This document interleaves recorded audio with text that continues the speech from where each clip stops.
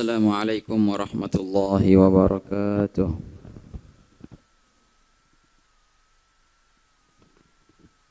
Alhamdulillah. Alhamdulillah rabbil alamin. Wassalatu wassalamu ala sayyidil mursalin sayyidina Muhammadin wa ala alihi wa sahbihi ajma'in. Subhanaka la ilma lana illa ma 'allamtana innaka antal alimul hakim wa tub 'alaina innaka antat tawwabur rahim. اللهم يا فتاح يا عليم يا فتاح يا عليم يا فتاح يا عليم افتح علينا فتحا قريبا يا أرحم الراحمين. اللهم لا سهل إلا ما جعلته سهلا وأنت تجعل الحزن إذا شئت سهلا. اللهم سهل لنا حفظ العلوم وهب لنا واسعة الفهوم بجاه نبيك المعصوم صلى الله عليه وسلم. اللهم إنا نسألك العلم اللدني والمشرب الصافي الهني وهاب غني، ونعوذ بك اللهم من علم لا ينفع وقلب لا يخشع وعمل لا يرفع وعين لا تدمع ونفس لا تشبع ودعوة لا يستجاب لها برحمتك يا أرحم الراحمين يا أرحم الراحمين يا أرحم الراحمين.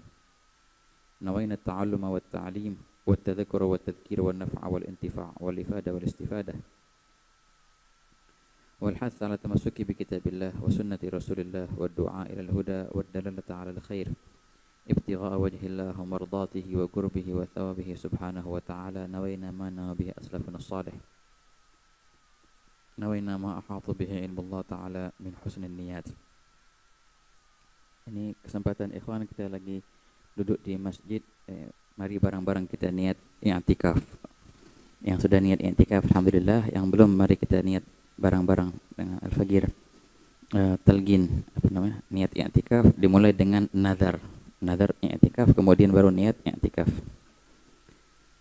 Nadartu an a'takifa fi hadzal masjid lillahi ta'ala. Nawaitu al-i'tikafa al-mandhur fi hadzal masjid ma dumtu fihi lillahi ta'ala.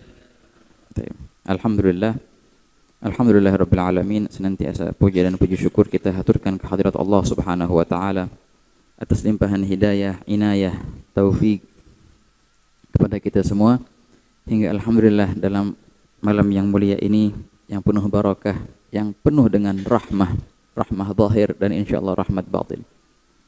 Allah taala kumpulkan kita kembali di masjid yang mulia dalam rangka bersama kita berusaha untuk memahami firman-firman Allah Subhanahu wa taala yang Allah taala turunkan kepada baginda Nabi Muhammad sallallahu alaihi wa ala alihi wa sahbihi wasallam. Yang mana firman ini Allah taala turunkan ke hati Rasulullah.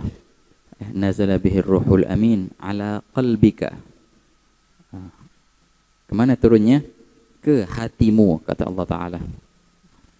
Litakuna minal mundzirin bilisanin arabiyyin mubin. Kemudian diutarakan dengan lisan, dengan lidah Rasulullah SAW. Allah Ta'ala turunkan wahyu ini ke hati Rasulullah, dan Rasulullah SAW jelaskan itu wahyu kepada kita dengan lisan baginda sallallahu alaihi wasallam. Begitu ya ikhwan. Senantiasa hubungan seorang mukmin itu dekat dengan Al-Qur'an, dan semakin dekat dia ke Al-Quran, semakin dekat juga dia ke Rasulullah sallallahu alaihi wasallam.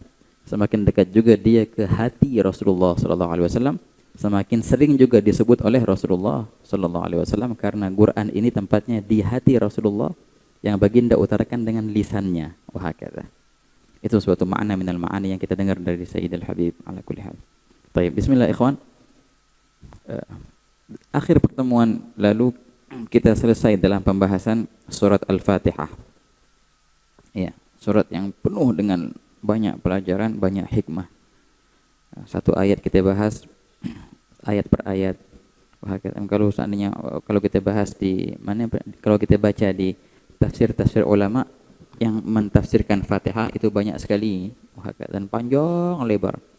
Sampai-sampai sebagian ulama kan mengarang kitab khusus untuk tafsir Al-Fatihah. Syekh Abdullah Sirajuddin, beliau mengarang kitab khusus tafsir Al-Fatihah. Ibn Ajibah sampai-sampai dicetak satu jilid gede, tafsir Al-Fatihah Al-Kubra, yang diambil daripada tafsirnya Al-Bahrul Madid. Banyak penafsiran tentang Al-Fatihah. Karena memang Al-Fatihah adalah kunci, namanya kan Fatihah, pembuka, kunci. Wahakadha Al-Fatihah.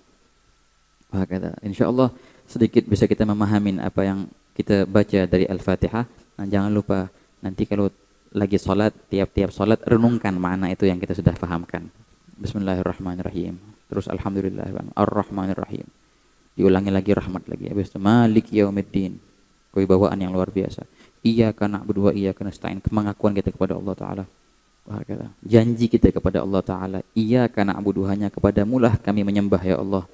Nah, jangan kita dustakan janji ini dengan berpalingnya kita dari Allah kepada yang lain. Jangan. Wa iyyaka nasta'in, hanya kepadamulah kami minta pertolongan.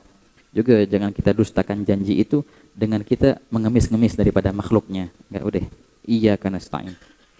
Kemudian kita berdoa, ihdinas siratal mustaqim, berikanlah kami petunjuk untuk menempuh jalan yang lurus, jalan yang benar. Jalan siapa itu? Siratal ladzina an'amta alaihim. Jalannya mereka, orang-orang yang engkau telah berikan mereka kenikmatan yang luar biasa, kenikmatan diangkatnya hijab dari mereka itu. Mereka adalah para anbiya, wasiddiqin dan para siddiqin dan para syuhada dan sholihin. Wahakadha. Ghairil maghdubi alaihim waladdallin, dan jauhkanlah kami ya Allah dari jalan-jalan mereka, orang-orang yang engkau murkai atau orang-orang yang tersesat. Nah, jangan sampai kita seperti mereka. Wahakadha. Baik pun itu ditafsirkan Yahud atau Nasara ataupun yang lainnya, selain jalan Siratal Mustaqim. Nabi SAW pernah duduk sama sahabatnya ketika turun ayat wa anna hadza sirati mustaqiman fattabi'uhu wa la tattabi'us subula fatafarraqa bikum an sabilihi. Maka Nabi SAW menggambar di di tanah pakai tongkatnya. Garis yang satu lurus. Nah, inilah jalan yang lurus, jalanku, kata baginda SAW. Dan jangan kalian mengikuti jalan yang lain-lain, bakal nyasar. Fatafarraqu bikum an sabilihi, gitu. Wah, kata. Nah, itulah yang doa kita setiap yang kita minta di tiap-tiap salat kita. Paling minimal kita ma'asyir Syafi'iyah membaca doa itu sehari 17 kali, itu paling minimal. Wah, kata. Setiap rakaat kan kita baca Fatihah. Luar biasa doa itu, ikhwan. Nah, habis itu kita tutup dengan amin. Wah, kata. Perihal amin itu pembahasannya panjang memang. Dalam dalam baik pun dibahas oleh fuqaha atau dibahas oleh ulama tafsir masalah amin itu. Bisa kita baca amin. A-nya panjang, min-nya panjang, bisa. 6 harokat bisa. Ada bisa juga kita baca A-nya pendek, min-nya panjang. Amin. Bisa. Atau sebaliknya. A-nya panjang, min-nya pendek. Amin. Bisa juga. Wah, kata. Yang artinya apa? Oke. Ini dalam ilmu nahwu, dalam sastra Arab itu namanya isim fi'il. Isim, dia itu isim tapi maknanya fi'il, gitu. Amin artinya istajib, ya Allah kabulkanlah. Kabulkanlah. Dan memang kita disunnahkan membaca amin setelah baca Fatihah. Dan Nabi SAW menyuruh kita senantiasa kalau berdoa bacalah amin. Baginda bersabda, tidaklah orang-orang ahlul kitab, mereka para Yahud dan Nasara, iri kepada kita seperti iri mereka terhadap amin, gitu. Mereka paling sangat iri karena kita mendapatkan kalimat amin ini. Akhirnya mereka juga niru-niru akhirnya.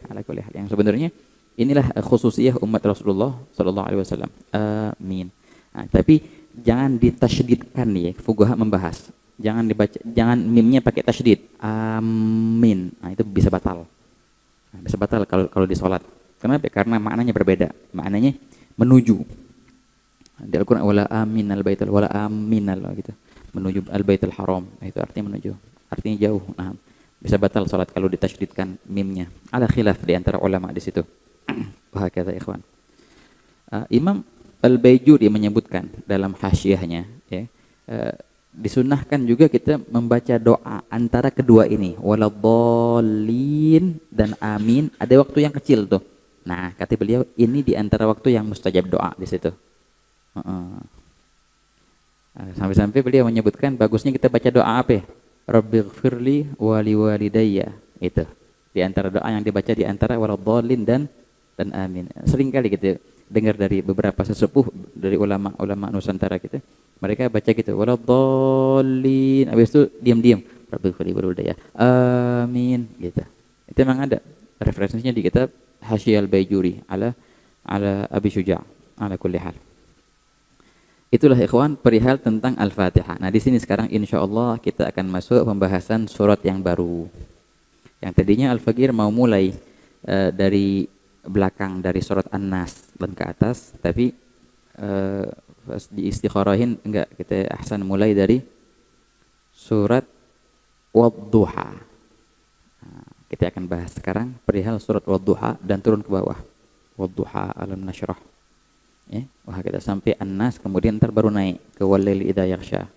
Selesai juz yang surat yang pendek-pendek dulu, baru ntar kita kembali ke surat Al-Baqarah. Al-Baqarah alif lam mim. Oke, bismillahirrahmanirrahim. Pembahasan surat Ad-Duha.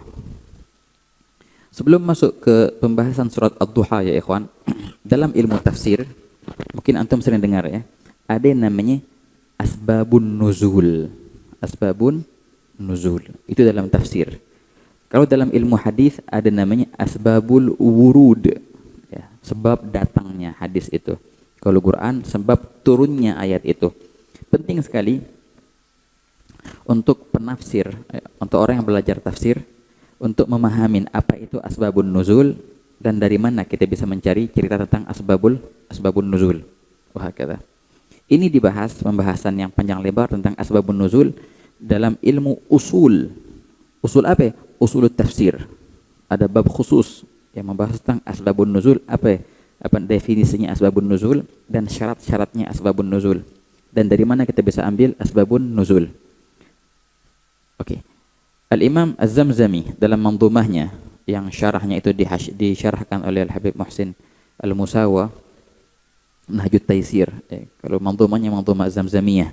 Beliau berkata, وصنف الأئمة الأسفار فيه فيمم نحوها استفسارا ما فيه يروى عن صحابي رفع وإن بغير سند فمنقطع أو تابع فمرسل وصحة أشياء كما لإفكهم من قصتي. Itulah abiyat yang beliau tulis dalam perihal asbabun nuzul. وصنف الأئمة الأسفار, banyak sekali ulama yang telah mengarang kitab-kitab khusus membahas asbabun nuzul, banyak ikhwan. Jadi sudah menjadi ilmu yang khusus nih, ilmu asbabun nuzul. Di antara kitab yang membahas asbabun nuzul yang dulu-dulunya ada Imam Al-Wahidi mengarang kitab asbabun nuzul. Juga ada Imam Al-Muhaddits Ibn Al-Madini, Ali Ibn Al-Madini mengarang juga kitab asbabun nuzul. Tapi semua itu akhirnya disempurnakan oleh Al-Imam As-Suyuti. Beliau mengarang kitab yang lumayan, enggak terlalu besar, namanya Lubabun Nuqul fi asbabun nuzul. Biasanya itu kitab dicetak sama dengan tafsir Al-Jalalain di samping-sampingnya itu. Nah, di situ beliau letakkan semua hadis-hadis ataupun riwayat-riwayat yang berkaitan dengan ayat asbabun nuzul. Kita mencari asbabun nuzul ini dari mana? Dari kitab hadis. Karena pembahasan asbabun nuzul itu diambilnya dari kitab-kitab hadis, ikhwan. Dan memang sebenarnya ini pembahasan hadis di sini. Lihat sanadnya bagaimana. Karena enggak semua asbabun nuzul itu benar. Sebagaimana yang kita bakal bahas sebentar lagi. Ada banyak referensi, banyak versi dari cerita surat Ad-Duha ini. Bagaimana cerita turunnya surat Ad-Duha. Sebagian sanad itu tidak benar atau sebagian sanad itu ada catatan di situ. Lihatlah bagaimana sanadnya hadis itu. Kemudian lihatlah apakah ini dari sahabat yang menceritakan. Kalau sahabat yang menceritakan berarti langsung otomatis dia menjadi hukumnya hukum hadis yang marfu'. Tapi kalau seandainya ini asbabun nuzul yang menceritakannya adalah tabi'i. Tabi'in yang menceritakan sebab nuzulnya ayat ini, dia enggak menceritakan dia dari mana dapat ini cerita. Itu namanya hadis mursal. Hadis mursal namanya. Wah kata. Banyak lagi wasahati asya kama li ifkihi min qissati. Wah kata. Banyak yang riwayat-riwayat yang sah, ma'ruf seperti hadithul ifk yang akhirnya turun ayat tentang tentang ifk itu. Wah kata. Asbabun nuzul adalah peristiwa yang karenanya lah turun ayat ini. Begitu. Itu namanya asbabun nuzul. Peristiwa yang karena peristiwa itulah turunnya ayatnya ini. Di saat itulah turunnya ayat ini. Bukanlah tema ayat itu. Kalau tema ayat itu belum tentu menjadi asbabun nuzul. Oleh karena itu ulama banyak mereka menegur seorang ulama yang berpendapat bahwasanya surat Al-Fil, alam tara kaifa fa'ala rabbuka bi ashabil fil, itu sebab nuzulnya adalah peristiwa gajahnya Abraha. Nah, itu asbabun nuzulnya. Dibantah oleh ulama-ulama. Enggak, itu namanya tema cerita. Tapi bukanlah asbabun nuzul. Asbabun nuzul itu peristiwa yang di saat itu turunnya ayat. Bukan cerita, bukannya ayat ini menceritakan peristiwa yang lampau. Itu bukan, lain kalau itu. Bukan namanya asbabun nuzul. Ala kulli hal. Itulah asbabun nuzul, ikhwan. Nah, kita akan bahas di sini asbabun nuzul. Juga sebelum kita masuk ke pembahasan ad-duha, dari pembahasan ayat per ayat, kita akan bahas juga perihal yang enggak kalah penting dengan asbabun nuzul, hubungan antara surat ini dan surat sebelumnya. Itu juga penting. Kok ditaruh di sini surat ad-duha? Setelah apa surat apa? Wal-laili idza yaghsha wan nahari idza tajalla. Itu kan sebelum surat ad-duha. Kenapa kok surat wad-duha ini setelah wal-laili idza yaghsha? Apa hubungan antara dua surat ini? Apa munasabahnya? Itu juga dibahas oleh ulama. Wahakala. Surah Nabi. Allahumma shalli wa sallim. Peristiwa seperti ini juga ada dalam pembahasan ilmu hadis. Ilmu hadis juga ada namanya asbabul wurud. Asbabul wurud. Ala kulli hal. Perihal tentang asbabun nuzul surat ad-duha ya ikhwan. Surat ad-duha ini sebagaimana kita ketahui dia adalah makkiyah, ya kan? Dia turunnya sebelum hijrah, makkiyah. Makkiyuhu ma qabla hijratin nazal wal madani ma ba'daha wa intasal. Ada beberapa pendapat ulama yang berkaitan dengan asbab nuzulnya surat ad-duha. Yang ma'rufnya begini. Nabi SAW pernah baginda sakit beberapa malam. Yang biasanya baginda SAW kalau malam itu di Mekah nih ceritanya, belum di Madinah, di Mekah. Kalau malam baginda datang ke Ka'bah dan sholat di depan Ka'bah. Gitu. Ataupun sebelum ditasyri'nya sholat beribadah di depan Ka'bah. Di tengah malam. Gitu. Berapa hari baginda sakit, dan biasanya baginda SAW duduk sama sahabat-sahabat dan menceritakan wahyu-wahyu yang baru. Nah, karena baginda sakit, itu dikatakan beberapa hari. Ntar bakal dibahas juga di sini 14 hari. Di riwayat yang mengatakan 14 hari. Ada yang bilang 15 hari. Itu akhirnya seorang perempuan datang. Namanya Ummu Jamil. Ummu Jamil. Ummu Jamil ini siapa? Ummu Jamil ini adalah istrinya Abu Lahab. Istrinya Abu Lahab. Nah, Ummu Jamil ini inilah yang tertera di Al-Qur'an. Tabbat yada Abi Lahabi wa tab. Ma aghna anhu maluhu wa ma sayasla naran dzatal lahab wa imra'atuhu. Nah, inilah Ummu Jamil. Hammalatal hatab. Oke. Ummu Jamil ini akhirnya datang ke Rasulullah SAW dan berkata perkataan yang kasar. Ya Muhammad, Muhammad, kemana aja ente 2-3 hari nih? Oh, lebih malahan. Kemana aja ente seminggu 2 minggu ini? Gitu. Dia bilang gini, ara anna syaitanaka gattarakaka wa galaka. Aku lihat kayaknya ente punya, dalam bahasa dia, syaitonmu. Maksudnya adalah Tuhanmu. Ane lihat Tuhanmu sudah meninggalkanmu. Gitu. Tuhanmu sudah membencimu. Mana sekarang? Itu. Ini ejekan dari siapa? Ummu Jamil kepada Rasulullah SAW. Mana? Kok nggak ada lagi yang baru? Gitu. Kok nggak tahajud lagi? Kok nggak depan Ka'bah lagi? Padahal Nabi SAW sakit. Itu ceritanya ikhwan. Nah, ini riwayat yang seperti ini adalah riwayat yang sahih yang ada di Bukhari dan Muslim. Di antara sebab nuzulnya wadduha. Di sini fuqaha membahas. Jadi emang betul ada beberapa waktu dalam cerita itu 14 hari atau 15 hari wahata sayati ma'ana itu agak telat turunnya wahyu. Enggak seperti biasa. Biasanya wahyu itu turun setiap berapa hari sekali pasti ada wahyu. Ini 2 minggu kosong. Nah, di sini ulama membahas apa sebab telatnya wahyu ini. Nah, ada lagi beberapa riwayat dengan sanad yang dhaif. Dikatakan, oh iya, sebagian bilang begini. Ini ada di riwayat Imam Tabrani. Ada waktu itu Nabi SAW di rumahnya ada seorang pembantu, namanya Sarwah. Nah, dan dia ini ya biasa bantu-bantu Sayyidah Khadijah, bantu-bantu Nabi SAW di rumahnya. Suatu hari masuk jaru artinya anak anjing. Masuk anak anjing ke rumah Rasulullah SAW. dan tidur di situ, menepi di rumah Nabi SAW. Di tempat yang enggak terlalu nampak, gitu. Lama itu anjing di situ, sekian hari, sampai akhirnya itu anjing mati di situ, gitu. Tatkala setelah 14 hari kemudian datang malaikat Jibril dan membawa surat Ad-Duha, Nabi SAW nanya, kemana engkau? 2 minggu ini kemana aja? Kok tumben nggak datang?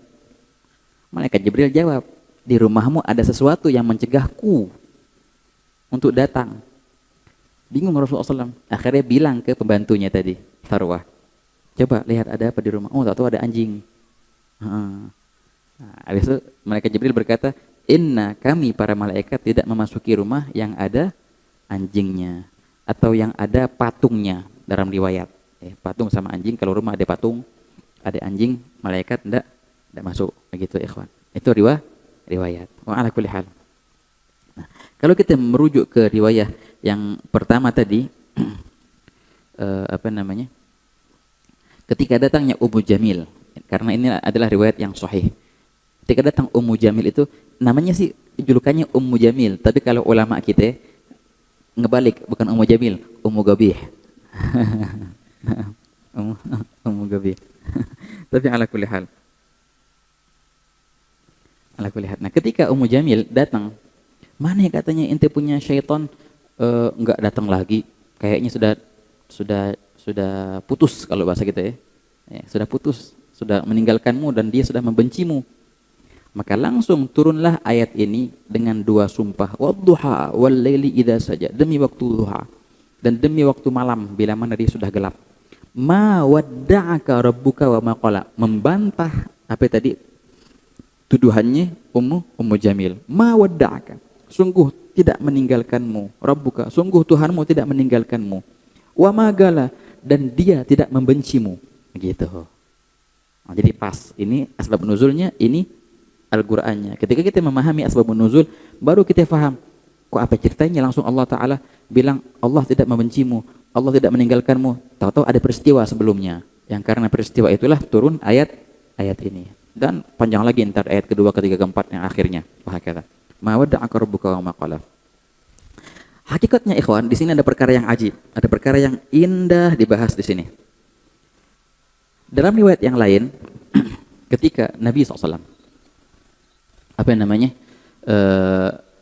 kedatangan malaikat Jibril dengan membawa surat Ad-Duha ini, baginda berkata, nah, kemana aja wahai Jibril?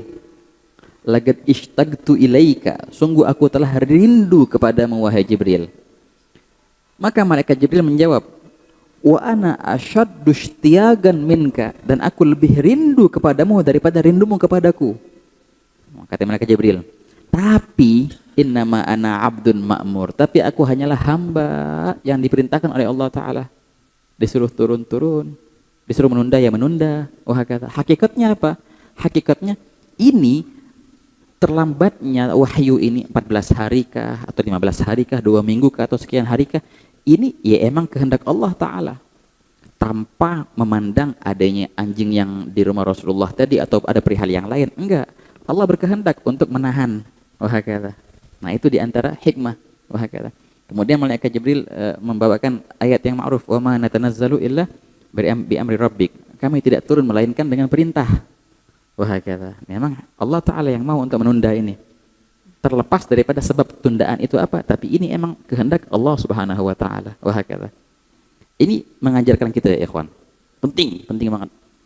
Kadangkala kita terlena dengan suatu rutinan.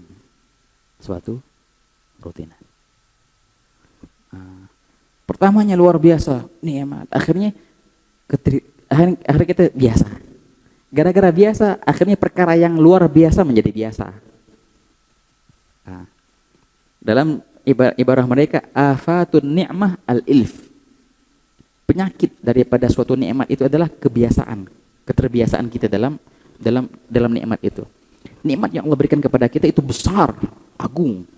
Pas pertama kali dapat nikmat, oh luar biasa banget. Dikasih lagi, wah 3, 4, lama-lama biasa. Padahal ini nikmat luar biasa banget. Wah, kata. Biasanya apa? Biasanya kalau Allah Ta'ala sayang kepadamu, Allah tarik dulu nikmat itu. Biar engkau kembali lagi sadar, ini nikmat yang besar, syuf. Jangan kau remehkan nikmat ini. Kemudian Allah Ta'ala beri lagi. Itu afatun ni'mah al-ilf, dia bilang. La ilaha illallah. Nah, begitu ikhwan. Itu tadi apa? Asbabun nuzul. Wadduha wal laili idza saja. Oke, kita bakal bahas. Dan ini kaitannya asbabun nuzul ini bakal dibahas juga di ayat yang ketiga dan ayat yang keempat. Hubungan antara surat Ad-Duha dengan surat sebelumnya, Al-Lail, surat Al-Lail, wal-laili idza yaghsha wan nahari idza tajalla. Banyak sekali hubungan antara dua surat ini. Memang ada beberapa tafsir yang itu memperhatikan hubungan antara munasibnya ayat ini dengan ayat sebelumnya, surat ini dengan surat sebelumnya, sampai-sampai Imam Suyuti pun mengarang kitab di masalah ini. Fi tanasubil ayat. Dua surat ini, surat Ad-Duha sama surat Al-Lail punya persamaan. Persamaannya adalah kedua ini mempunyai pola sumpah yang sama. Sumpah dengan waktu. Wadduha, demi waktu duha. Wal-laili idza saja, demi waktu malam bila mana dia sudah gelap. Surat yang sebelumnya sama, sumpah dengan waktu juga. Wal-laili idza yaghsha wan nahari idza tajalla, sama juga. Wal-laili idza yaghsha wan nahari idza tajalla. Wahakala. Itu pertama. Tapi hubungan yang lebih indah di sini kalau kita melihat teliti antara surat Ad-Duha sama surat sebelumnya, gini. Kalau kita bahas surat Ad-Duha ini semuanya menceritakan keutamaan baginda Nabi Muhammad SAW. Ini hakikat surat Ad-Duha. Luar biasa.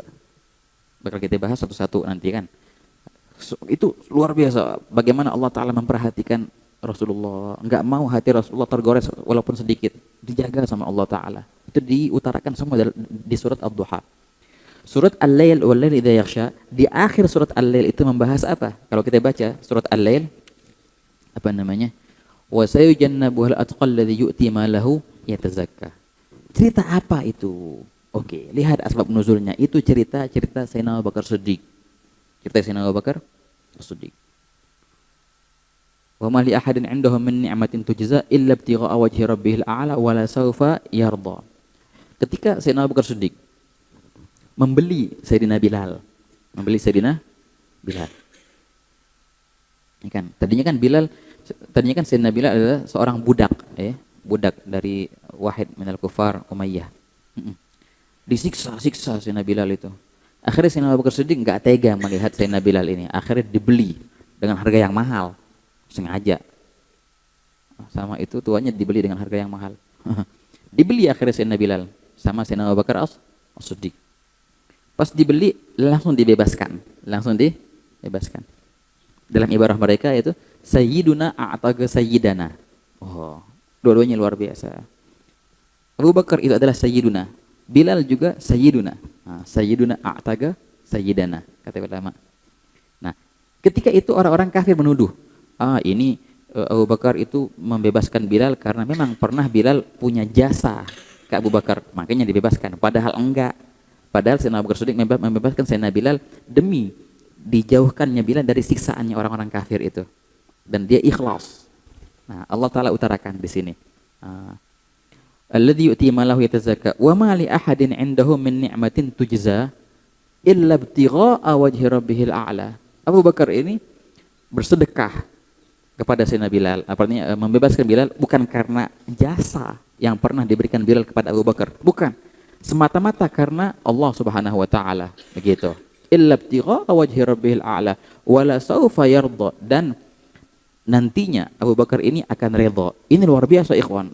Karunia yang luar biasa. Artinya Allah Ta'ala menjanjikan engkau Abu Bakar akan redha dengan pemberianku, kata Allah Ta'ala. Sebagaimana engkau ikhlas dalam pemberian ini, aku pun akan meredhakanmu dalam perihalmu nanti. Nah, itu artinya wala sawfa yarda. Jadi akhir surat Al-Lail ditutup dengan ceritanya Sayyidina Abu Bakar As-Siddiq. Surat Ad-Duha dibuka dengan ceritanya Rasulullah sallallahu alaihi wasallam. Kata ulama, ini isyarat senantiasa Allah Ta'ala menyertakan Abu Bakar dengan Rasulullah sallallahu alaihi wasallam. Nah, itu rahasianya antara dua surat yang ini. Gitu. Hadza ajib. La ilaha illallah. Naam. Naam. Dan subhanallah, di antara para sahabat semuanya, ikhwan, satu-satunya sahabat yang title kesahabatannya itu tertera di Al-Quran cuma Sayyidina Abu Bakar Siddiq. Yang lainnya Masya Allah, semuanya Masya Allah. Tapi nas, Allah Ta'ala menaskan ini adalah sahabatmu cuma Sayyidina Abu Bakar Siddiq. Ya enggak? Idhuma fil ghari idh yaqulu li sahibihi la tahzan innallaha ma'ana. Idh yaqulu li sahibihi, tatkala ia berkata kepada temannya yang mana dia adalah Sayyidina Abu Bakar As-Siddiq. Wah, kata. Gitu. Dalam perihal Isra Mi'raj kita membaca juga. Enggak? Dalam cerita Isra Mi'raj kita membaca apa? Cerita waktu Nabi SAW di atas, ya kan, sudah naik ke langit pertama, kedua sampai langit terakhir. Kemudian dibawa sama malaikat Jibril di tempat, dan di situ malaikat Jibril nggak bisa apa? Nggak bisa maju lagi, berhenti di sini malaikat Jibril. Maju Jibril, masa engkau tinggalkan aku di sini? Ya Rasulullah, kalau seandainya aku maju, aku akan terbakar. Tapi kalau seandainya engkau maju, maka engkau akan menembus cahaya di depan ini. Maju. Dipaksa sama Rasulullah untuk maju. Akhirnya malaikat Jibril sedikit maju dikit, akhirnya berubah jadi burung kecil. Balik lagi, cuma nggak bisa aneh. Pas Nabi SAW lihat peristiwa itu, ya sudah didimi malaikat Jibril. Ahuna yatruku sahih. Ahuna, apakah di sini yatruku khalilun khalilahu? Engkau menemani aku dari awal perjalanan. Di sini engkau tinggalkan aku sendirian. Gimana lagi ya Rasulullah? Tempatku cuma bisa di sini. Engkau maju. Akhirnya Nabi SAW maju sendirian kan, maju ke depan. Nah, ketika itu Allah Subhanahu Wa Taala melihat hati Rasulullah merasa gelisah, merasa kesepian. Kalau bahasa kita, merasa kesepian ketika berjalan sendiri itu. Maka Allah Ta'ala ciptakan suara yang mirip-mirip dengan suara Sayyidina Abu Bakar Siddiq untuk menghilangkan kegelisahan Rasulullah Sallallahu Alaihi Wasallam. Nah begitu ya kawan. Sampai segitunya syuf. Allah Ta'ala hilangkan kegelisahan Rasulullah dengan menciptakan suaranya Sayyidina Abu Bakar Siddiq. Ini artinya apa? Ini adalah teman dekat Rasulullah SAW. Sampai-sampai Allah Ta'ala ketika membahas tentang Sayyidina Abu Bakar Siddiq, langsung setelahnya dibahas tentang Rasulullah Sallallahu Alaihi Wasallam. Nah ini di antara munasabah antara dua surat ini. Tayyib. Wadduha wal laili idza saja. Wadduha, demi waktu duha. Wal laili idza saja, dan demi waktu malam bila mana dia sudah gelap. Ma wadda'aka rabbuka wa ma qala. Tuhanmu tidak meninggalkanmu dan Tuhanmu tidak membencimu. Itu jawab daripada sumpah itu. Pertama, walal akhiratu khairul laka minal ula, dan sungguh akhirat itu lebih baik bagimu daripada al-ula, dunia. Wala sawfa yu'tika rabbuka fatarda, dan sungguh Tuhanmu akan memberimu pemberian sehingga engkau redha, senang dengan pemberian Tuhanmu itu. Baik. Alam yajidka yatiman fa'awa, bukankah ia Allah Ta'ala telah mendapatkanmu dalam keadaan yatim, kemudian ia merawatmu? Wa wajadaka dhallan fahada, dan bukankah ia Allah Ta'ala mendapatkanmu dalam keadaan belum diberikan kenabian, maka ia Allah Ta'ala memberikanmu kenabian? Wa wajadaka ailan fa aghna, dan bukankah ia Allah Ta'ala mendapatkanmu dalam keadaan ail, sendiri, kemudian Allah Ta'ala aghna, membuatmu kaya, ya, membuatmu bersama orang. Maka kita bahas itu artinya apa? Fa amal yatima fala taqhar, maka jangan sekali-sekali engkau membentak anak yatim. Wa amas sa'ila fala tanhar, dan jangan sekali-sekali engkau menolak orang yang meminta. Wa amma bi ni'mati rabbika fahaddits, dan senantiasalah utarakanlah nikmat-nikmat Allah yang telah Allah berikan kepadamu. Itu arti globalnya, ikhwan. Arti globalnya. Oke. Kalau kita bahas ad-duha ini, ad-duha dimulai dengan dua sumpah ya. Wad-duha wal laili idza saja, dua sumpah. Setelah dua sumpah ini ada perihal yang unik di sini. Apa ya? Ada tiga. Yang tiga itu di dalamnya tiga. Ada tiga perkara yang tiap-tiap tiga itu ada di dalamnya tiga. Yang pertama adalah janji. Yang kedua adalah mengingatkan jasa. Yang ketiga adalah perintah. Tiga perkara. Yang tiap-tiap tiga ini ada tiga di dalamnya. Janji itu tiga ayat pertama. Tiga ayat pertama isinya janji Allah kepada baginda SAW. Ma wadda'aka rabbuka wa ma qala. Walal akhiratu khairul laka minal ula. Wala sawfa yu'tika rabbuka fatarda. 3 itu semua janji semua. Janji Allah kepada baginda SAW. Kemudian 3 kedua adalah Allah Ta'ala mengingatkan jasa Allah Ta'ala kepada baginda SAW. Alam yajidka yatiman fa'awa, 1. Wa wajadaka dhalan fahada, 2. Wa wajadaka ailan fa'aghna, 3. Ya. Allah Ta'ala ngingetin nikmatnya kepada Nabi SAW. Kemudian 3 yang ketiga adalah perintah. Fa amal yatima fala taqhar, 1. Wa amma sa'ila fala tanhar, 2. Wa amma bi ni'mat rabbika fahadits, 3. Jadi 3 perkara di dalamnya 3 perkara. Yang mana kalau kita teliti tiap-tiap satu dari 3 itu pas dan sesuai dengan satu yang lainnya. Jadi begini, 1, 2, 3. Satu yang pertama kan 3 di bawahnya. Yang kedua 3 juga di bawahnya. Yang ketiga 3 di bawahnya. Satu dari yang 3 yang pertama itu munasib dengan satu yang nomor 2 di sini. Dan munasib dengan satu yang nomor 3 di sini. Begitu. 2 itu munasib dengan 2 yang di sini dan 2 yang di sini.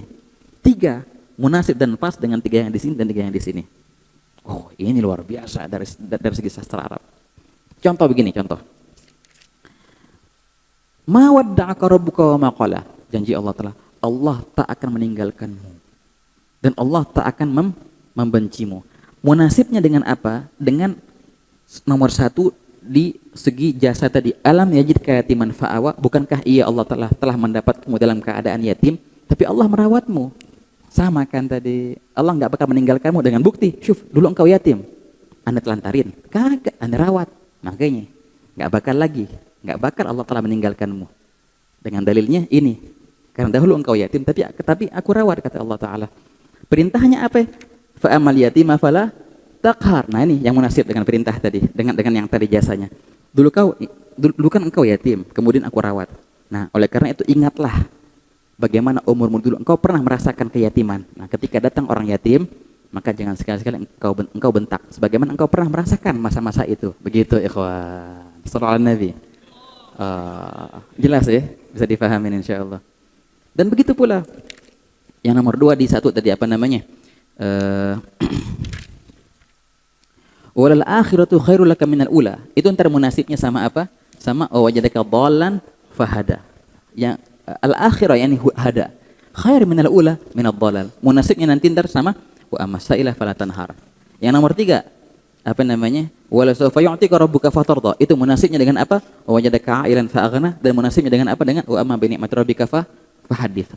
Pola pengikatan dari ayat ke ayat seperti ini itu luar biasa di kalangan orang Arab. Makanya orang Arab pas dengar surat ini ataupun surat yang lain, mereka takjub dengan sastra yang luar biasa, bagaimana pola pengikatan antara surat dengan surat, dengan ayat dan ayat dengan ayat. Sampai mereka takjub dan mereka berkata benar-benar ini nggak mungkin dikatakan oleh seorang manusia. Mereka meyakini ini pasti dari luar, nggak mungkin manusia bisa membuat seperti ini susunannya. Begitu ikhwan. Padahal bukan syair. Mereka mewah-wahkan syair. Wah, syair itu luar biasa di kalangan mereka. Tapi dikalahkan dengan suatu yang bukan syair, tapi lebih hebat dari syair. Wah, kata. Sampai mereka akui. Wah, kata seorang kafir yang ma'ruf. Apa namanya? Inna hadza la musmir wa a'lahu la mughdiq. Wa innahu ya'lu wa la yu'ala alaih. Wa ma yaqulu hadza bashar. Enggak mungkin manusia berkata seperti ini. La ilaha illallah. Begitu ikhwan.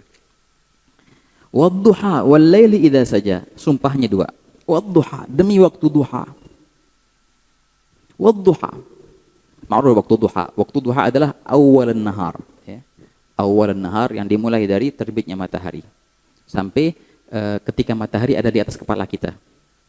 Itu namanya duha. Waktu duha waktu yang berkah ya ikhwan. Waktu yang berkah. Nabi SAW bersabda, burika li ummati fi bukuriha, diberkahi kepada umatku itu di pagi-pagi mereka. Nah, di pagi-pagi itu Allah Ta'ala membagikan rezeki zahir dan batin. Makanya katanya sih jangan tidur pagi-pagi kalau bisa. Habis salat subuh berzikir sampai terbit matahari, apa namanya? Ya, salat isyraq atau duha. Kemudian ngapain kek, jangan tidur. Tapi enak sih tidur, ya makanya tidur tuh enak di situ. Tapi selain tidur juga enak. Coba ngapain olahraga lah atau kemana belajar, itu paling nikmat ini kan waktu pagi itu. Karena penuh keberkahan, keberkahan. Waktu duha, wadduha awalan nahar. Ada yang menafsirkan duha ini adalah awalan nahar kayak tadi. Ada yang bilang enggak, yang dimaksud dengan duha di sini adalah semua seharian penuh. Walaupun ditakbirkan dengan sebagian duha, tapi artinya seharian penuh. Bidalil, dengan dalil, coba lihat ayat setelahnya. Walaili idza saja. Lawannya adalah malam. Lawan malam adalah siang. Berarti duha di sini bukannya hanya waktu duha saja, akan tapi siang sepenuhnya. Begitu. Sama kayak surat yang sebelum ini. Walaili idza yaghsha wan nahari idza saja. Lawannya siang malam. Ini juga bukannya duha saja, tapi siang semuanya masuk. Ba'da zuhur masuk juga, waktu sore juga masuk dalam kalimat ini. Nah, ini kalau dalam bahasa Arab namanya apa? Majaz. Namanya majaz. Kalau kita dibilangnya kinayah. Padahal kalau bahasa Arab itu kinayah itu ada lagi ya pembahasannya. Majaz kadangkala kita mentakbirkan dengan kata, tapi yang artinya sebagian perkara, tapi yang kita maksudkan adalah semua perkara itu. Kita mentakbirkan dengan suatu kata, itu artinya adalah sebagian dari perkara. Yang maksud kita bukan cuma sebagian saja, semuanya. Aneh sih maunya semuanya. Maksudnya bukan cuma ini tok, begitu. Di antara majaz yang seperti ini namanya kalau dalam bahasa balaghahnya majaz mursal. Majaz mursal alaqatuhul juz'iyah, alaqatuhu al-juz'iyah. Seperti firman Allah Ta'ala. Wahaitsuma kuntum fawallu wujuhakum syatrah. Ketika Allah telah memerintahkan kita untuk menghadap kiblat, dimanapun kalian berada, maka arahkan apa? Wujuhakum, wajah kalian ke arah kiblat. Pertanyaan, pas kita sholat, yang penting wajah tok ke kiblat atau semua depan badan harus menghadap ke kiblat? Semuanya. Padahal di Al-Quran cuma disebutkan wajah. Ini di antara itu. Wujuh jam'u wajah. Tapi yang dia maksud bukan cuma wajah, sebadan, semuanya harus diharapkan ke kiblat. Yang akhirnya fuqaha mengambil dhabit dengan dada akhirnya. Gitu.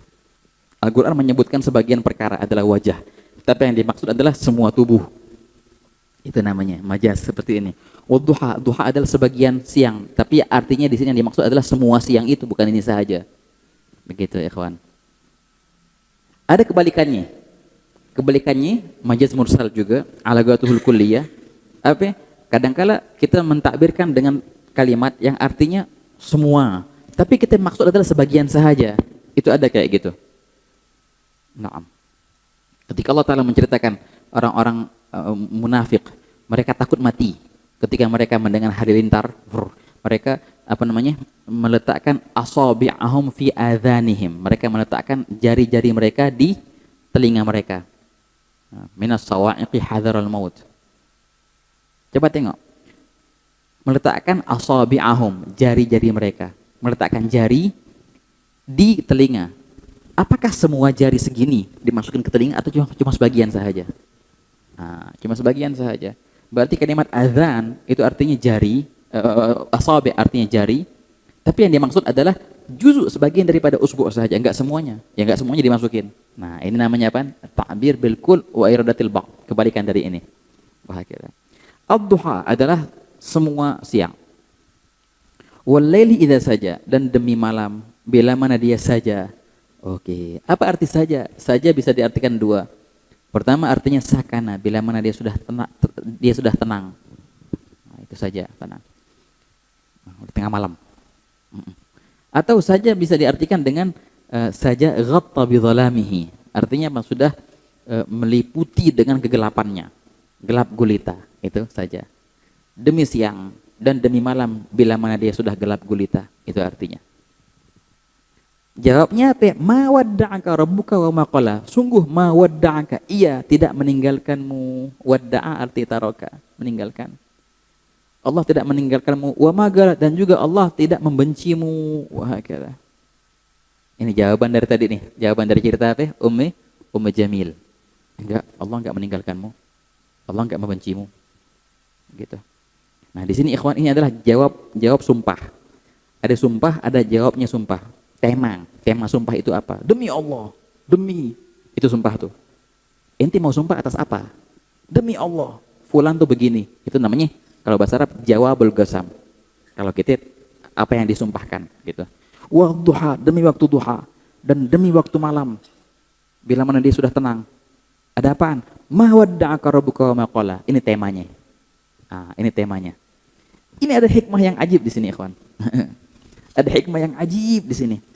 Apa sih munasabahnya Allah Ta'ala bersumpah dengan waktu siang dan malam, dan tema sumpahan itu adalah Allah Ta'ala menyatakan bahwasanya Allah tidak meninggalkanmu wahai Muhammad. Ajib. Di antara maknanya di sini, ikhwan. Coba kau tengok. Ad-duha itu artinya siang kan ya? Siang. Wal-laili artinya malam. Siang dan malam. Habis siang apa? Malam. Habis malam apa? Siang. Ada nggak pemisah antara keduanya? Adakah pemisah antara siang dan malam? Enggak ada. Siang kelar langsung malam. Malam kelar langsung siang. Sebagaimana tidak ada pemisah antara siang dan malam, begitu pula senantiasa aku bersamamu, tak akan aku tinggalkan engkau. Ma wadda'aka rabbuka wa ma qala. Tuhanmu tidak meninggalkanmu dan tak ada pemisah di sini, enggak ada sekat di sini, sebagaimana tak ada sekat antara siang dan malam. Begitu. Di antara maknanya juga begini. Wadduha itu siang kan? Siang. Siang itu waktu kita beraktivitas. Malam biasanya waktu kita beristirahat. Jadi aktivitas manusia itu enggak selalu estafet, enggak. Ada waktu dia istirahat sebentar. Besoknya ada lagi. Ini kan wadduha wal laili idza saja. Kemudian ma wadda'aka rabbuka, Allah tidak meninggalkanmu. Kan telat wahyunya 14 hari ataupun 15 hari. Lihat siang dan malam. Apakah manusia senantiasa bekerja, sibuk terus siang malam? Atau enggak ada waktu stopnya? Begitu pula wahyu. Enggak harus ada terus. Ada kala waktu dia stop sementara. Seperti layaknya aktivitas manusia. Enggak senantiasa dia terus di siang malam. Itulah. Wadduha wal laili idza saja. Siang dan malam. Dan aktivitas itu hanya di siang hari. Malam itu stop sebentar. Begitu pula wahyu. Enggak harus dia selalu ada. Kadang-kadang dia stop sebentar. Nah itulah makna di penghubung antara dua sumpah ini. Dan tema sumpah itu. La ilaha illallah. Wadduha wal laili idza saja. Ma wadda'aka rabbuka wa ma qala. Insyaallah kita teruskan insyaallah. Tafsir ayat ketiga dari surat Wadduha. Wadduha ini ajib ikhwan. Ajib surat Wadduha. Banyak rahasia di surat Wadduha ini. Insyaallah kita bakal biidznillah bareng-bareng kita berusaha untuk bisa memahami dan merenungi, tadabbur surat Ad-Duha. Waktu kita baca nanti insyaallah biidznillah dengan lebih khusyuk ya, lebih hudur insyaallah. Amin ya rabbal alamin. Nasallahu ta'ala an yuwaffiqna wa iyyakum li kulli khair. Allahumma amin wa ya man waffaqa li khair li khair wa anhum alaih. Waffiqna Allahumma lil khair wa a'inna alaih.